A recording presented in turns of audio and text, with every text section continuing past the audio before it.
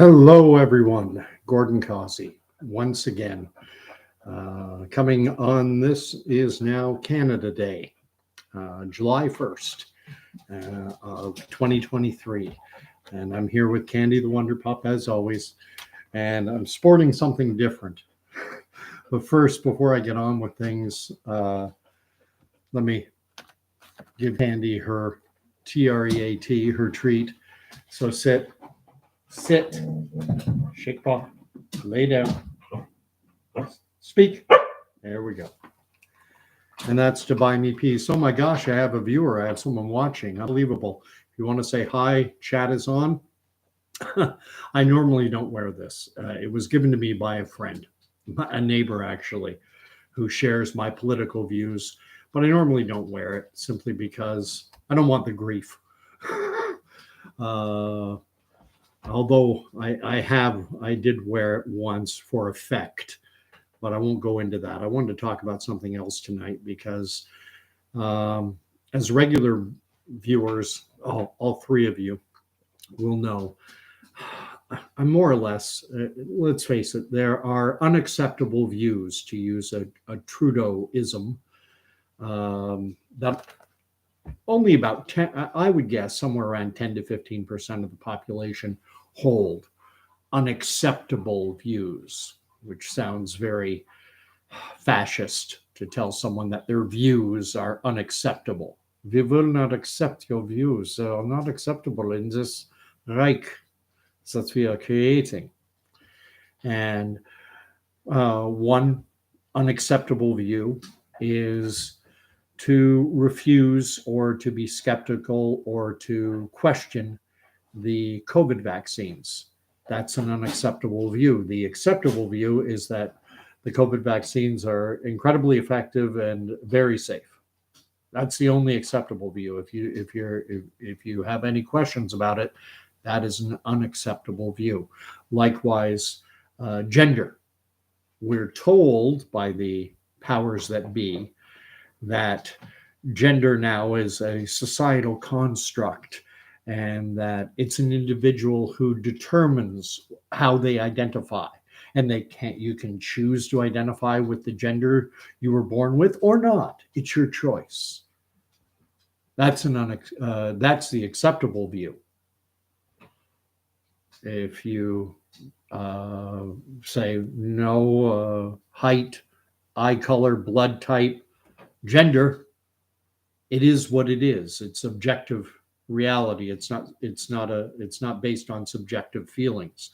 And the last of the three unacceptable views, there are probably more, but these are the three big ones in my mind. Climate change. The accepted view is that human activity on planet Earth is going to render this beautiful creation unlivable unless drastic action is taken. Human activity is a significant and overwhelming contributor to climate change. And if you don't agree with that, if you dare to doubt the degree to which human activity impacts climate, that's unacceptable. And so we have acceptable views, unacceptable views. And I'm one who holds on all three of those counts. All my views are unacceptable. I refuse the COVID vaccines. Gender is based on objective reality. You're born a boy, you're born a girl. You don't get to choose any more than you get to choose your hair color, eye color, blood type, how tall you are. And likewise, I question the degree to which human activity impacts climate. Those are unacceptable views. And so as a result of that, I'm labeled. I'm ignorant. To use a Hillary Clinton term, I am a deplorable. And how do you open people's eyes? How do you get them to at least see your point of view? And what I'm going to suggest is there's an old fairy tale written by Hans Christian Andersen 200-ish years ago, back in the 1800s anyway, called The Emperor's New Clothes. And I don't think a lot of people remember this tale. They maybe know the euphemistic saying, the emperor has no clothes, but they may not know the story. And the really short Reader's Digest version, because I want to keep this video short, is that back in Hans Christian Andersen's time, and this fairy tale actually has roots that go as far back as Aesop's fables back in ancient Greece. And it's been shared numerous times. There's a Spanish version, a Germanic version. Hans Christian Andersen wrote his version.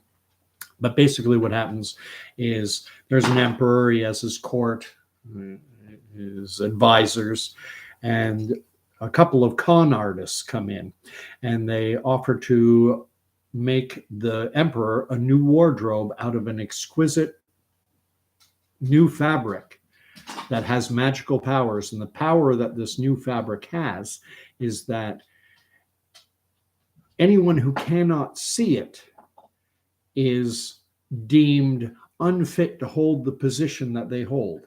They are a fool. They are deplorable. And they start immediately working on the fabric. They start working on looms, weaving the fabric. And of course, everyone can see that there's no fabric there, but no one wants to admit that there's no fabric there, because that would mean they're a fool. They're a deplorable. And then they tailor it and fit it, this invisible fabric, onto the emperor, and they extol, oh, it looks fabulous. Oh, the colors are breathtaking.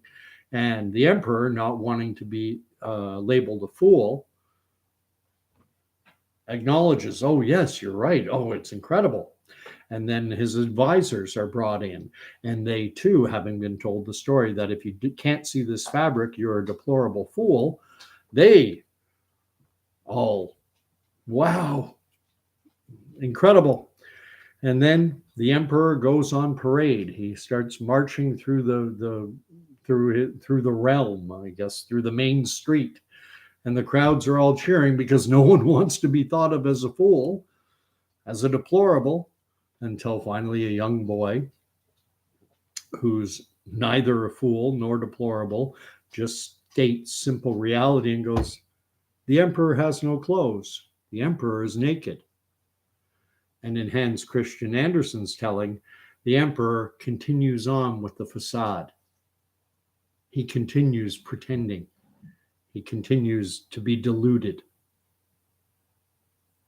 How does this relate to the COVID vaccines, to gender, to climate change? Come on. A vaccine, a pharmaceutical product that normally takes 10 plus years. And now the illusion, the con that has been foisted on the population is that a 10-year plus process can be redacted down into just a few short months. And if you don't believe that, well, then you're a deplorable fool. If you can't see the emperor's clothes, then you're a fool. This idea that a safe and effective pharmaceutical product like a vaccine can be developed in just a few months is this no different from that outfit in that Hans Christian Andersen fairy tale. Likewise, this idea that an individual can choose their gender is a fairy tale. And again, with climate change, that one's a little more difficult because that's a tougher nut to crack, simply because the climate is changing.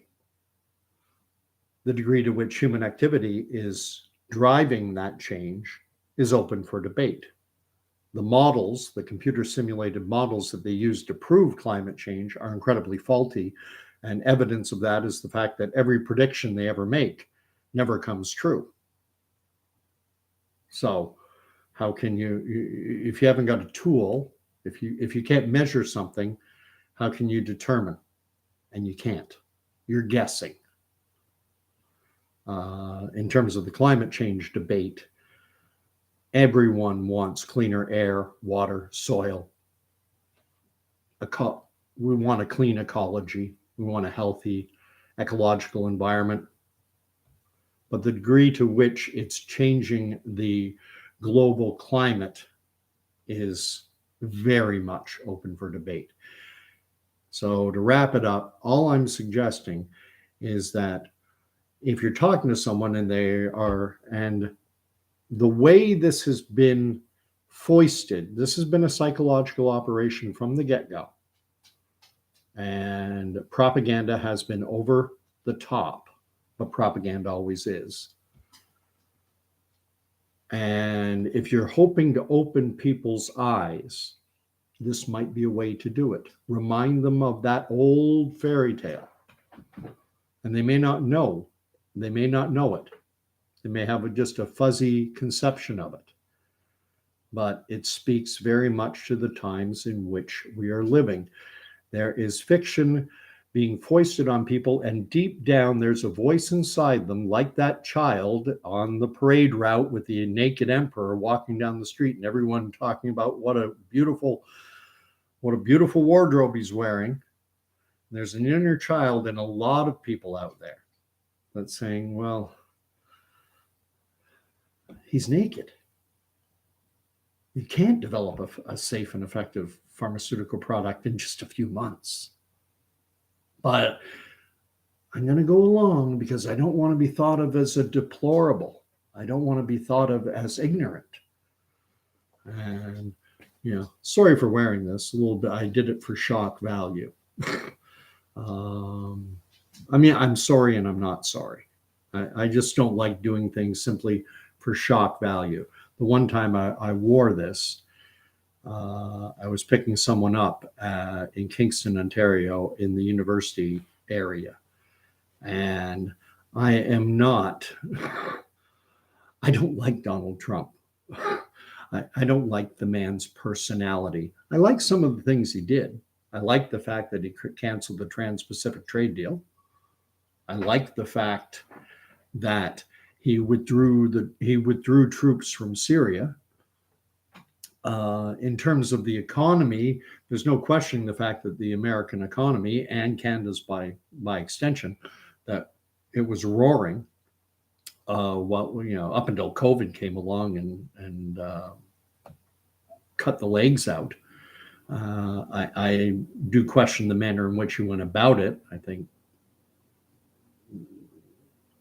find it the amount of borrowing and spending that was going on under Trump's administration was scary, but the results, at least in the near term, the economy was on fire. And, there's another unacceptable view. I honestly, my dislike for the man's personality notwithstanding, I think he won the 2020 election. Can I prove it? No, but I don't think he lost to Joe Biden. But that's neither here nor there. This hat says, "Make Trudeau a drama teacher again," but it's styled after red hat with white lettering. It's the MAGA brand, if you will. We've become a society of symbols, which is something I hate. I think what should matter is the content. Ideas matter far more than symbols, but people can't, unfortunately, see past symbols. So in a way, I'm putting out my video and I put this hat on. And people say, "Oh, he's one of those. I'm not listening." And it just shows to me it's the mentality that people have in today's world. They want shortcuts. They want simple. They want easy. People don't want to think. They outsource their brains to their devices, and people want to be told what to think, what to believe, and even how to feel. So we'll keep it under 15. God bless. Thank you for watching. Share if you like, subscribe. You know the whole drill. And hopefully, let's open up some eyes, because things are not slowing down. This is going to keep going. Good night, all.